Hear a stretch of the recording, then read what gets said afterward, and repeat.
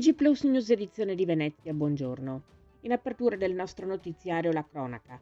Nella mattinata del 17 maggio i militari della stazione Carabinieri di Mestre hanno arrestato un 47enne italiano presunto responsabile del reato di resistenza pubblico ufficiale. Nella circostanza i militari operanti si erano recati presso l'abitazione di un'altra persona per eseguire un decreto di sospensione della detenzione domiciliare con contestuale accompagnamento in istituto di pena emesso nei suoi confronti dall'ufficio di sorveglianza di Venezia a seguito di maltrattamenti denunciati dalla compagna convivente. Al momento dell'arrivo dei carabinieri, il 47enne si è dato precipitosamente alla fuga saltando fuori dalla finestra dell'appartamento, opponendo ferma resistenza ai militari, che sono comunque riusciti a bloccarlo.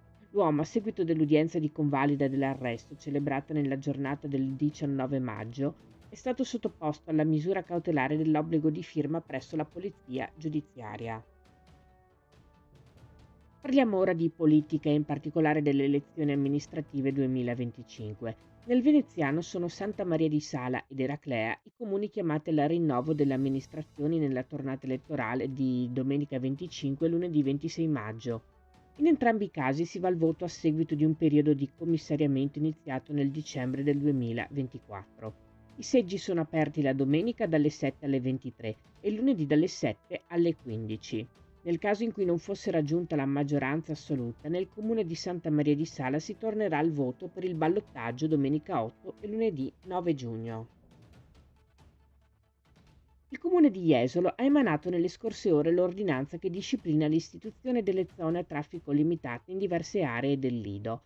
La ZTL entrerà in vigore giovedì 29 maggio e scadrà domenica 14 settembre. Sarà valida tutti i giorni dalle 20 alle ore 6. Un'importante novità contenuta nel provvedimento riguarda le laterali di via Baffile. Via Meduse, via delle Sirene, via delle Ninfee, via Barracuda e via Nautili, tratto compreso tra via Carducci e l'ingresso carrabile dall'area di sosta di 14 Carducci, via Alghirossi, via delle Nereidi, via delle Morene e via delle Madrepore verranno infatti incluse nelle zone a traffico limitato con la contestuale istituzione del doppio senso di marcia negli orari in cui la ZTL è in vigore. L'obiettivo è quello di favorire la circolazione dei soggetti autorizzati e, in particolare, di consentire così ai residenti e ospiti di attraversare in uscita la ZTL attraverso la laterale più prossima. Ulteriore passo in avanti verso l'ampliamento della scuola Don Milani in via Domenico Schiavo a Sottomarina, uno degli istituti più popolosi della città.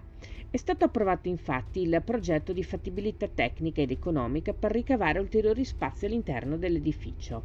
L'obiettivo, ha spiegato Angelo Mancina, assessore ai lavori pubblici del comune di Chioggia, è quello di potenziare il servizio mensa e l'offerta didattica mediante la realizzazione di nuovi spazi destinati a laboratori e al sostegno scolastico.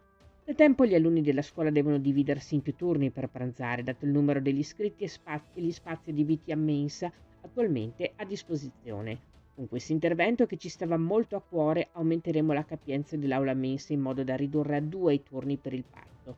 Sottolineo poi che il progetto è stato redatto interamente internamente all'interno del servizio manutenzioni del comune. Si chiude qui il nostro notiziario. Grazie per essere stati con noi. Arrivederci.